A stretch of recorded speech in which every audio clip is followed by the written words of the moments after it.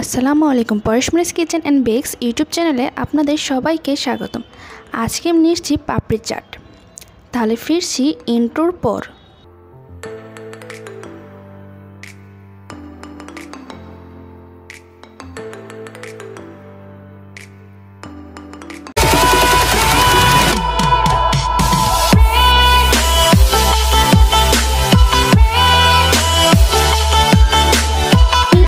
বলে 1 কাপ ময়দা নিয়ে নিয়েছি আর দিয়ে দিচ্ছি 1 টেবিল চামচ সুজি।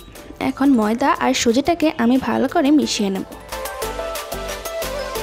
মেশানো হয়ে গেলে দিয়ে দেবো স্বাদমতো লবণ আর 1 টেবিল চামচের মতন সয়াবিন তেল।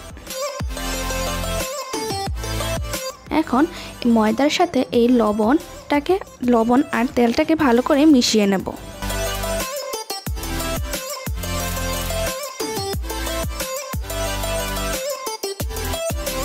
মেশানো হয়ে গেলে এখন আমি এর মধ্যে নরমাল পানি দিয়ে মেখে একটা শক্ত ডো বানিয়ে নেব।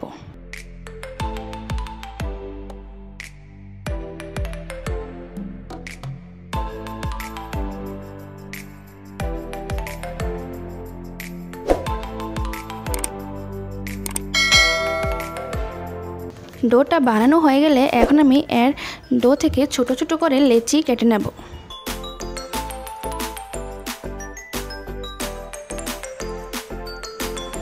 লেচি কাটা হয়ে গেলে এখন আমি ছোট ডোগুলো দিয়ে একটা একটা পাতলা রুটি বানিয়ে নেব।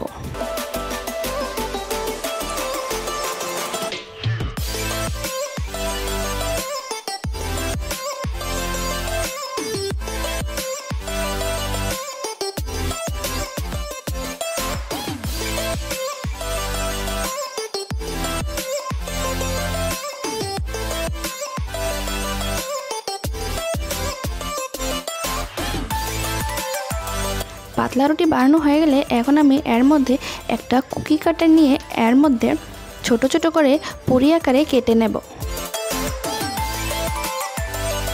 আপনাদের হাতের কাছে যদি এই কুকিজ কাটারটা না থাকে সেক্ষেত্রে আপনারা যে কোনো বোতলের ক্যাপ দিয়েও এই ছোট ছোট পুরিগুলোকে কেটে নিতে পারেন।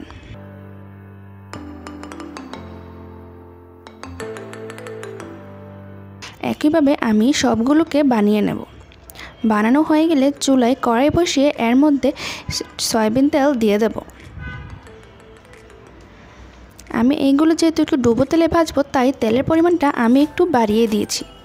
তেলটা যখন হালকা গরম হয়ে আসবে এর মধ্যে আমি ফুচকাগুলোকে দিয়ে ব্রাউন কালার করে ভেজে নেব।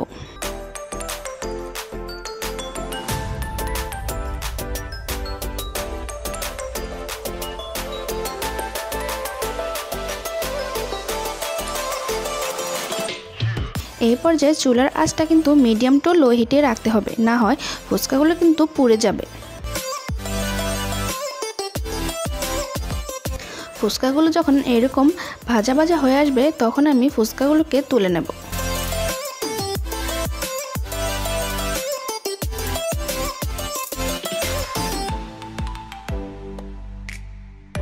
একইভাবে আমি বাকি সবগুলোকেও ভেজে নেব।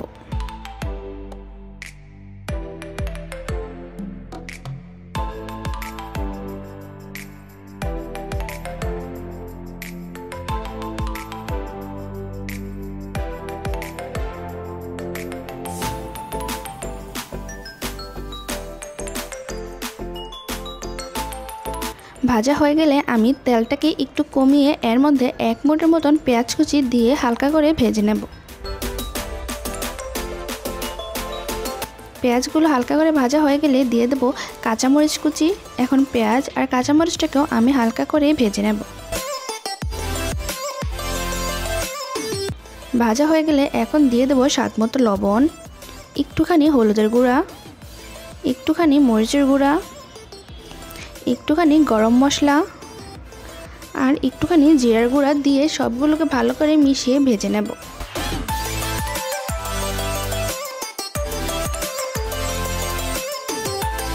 সবগুলো যখন হালকা করে ভাজা হয়ে আসবে এখন আমি এই পর্যায়ে কিউব করে কেটে রাখা আলু দিয়ে দেব।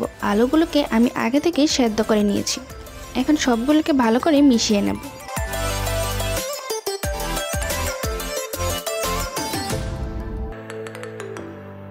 মেশানো হয়ে গেলে এখন ওপর দিয়ে আমি কিছু ধনেপাতা কুচি দিয়ে দেব, দিয়ে সবগুলোকে ভালো করে মিশিয়ে নামিয়ে নেব।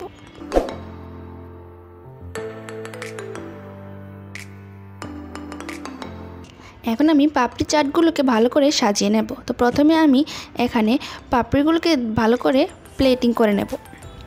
এখন ওপর দিয়ে আমি আলু ভাজাগুলো দিয়ে দেব। সবগুলোর উপর আমি ভালো করে আলু ভাজাগুলো দিয়ে দেব।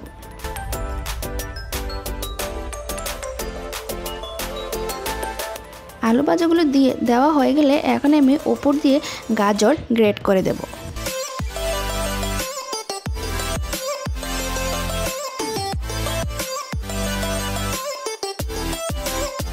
গাজর গ্রেট করা হয়ে গেলে এখন দিয়ে দেব তেঁতুলের টক।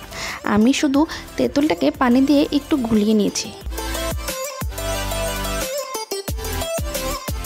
তেঁতুল টকটা দেওয়া হয়ে গেলে এখন আমি ওপর দিয়ে দেব হোমমেড টমেটো সস। তো তৈরি হয়ে গেল আমার পাপড়ি চাট। তো আমার এই ভিডিওটা ভালো লাগলে প্লিজ লাইক, কমেন্ট এবং শেয়ার করতে ভুলবেন না, এবং আমার পরবর্তী ভিডিও আপলোড হওয়ার সাথে সাথে পাওয়ার জন্য চ্যানেলটাকে সাবস্ক্রাইব করে বেল আইকন অন করে পাশেই থাকবেন।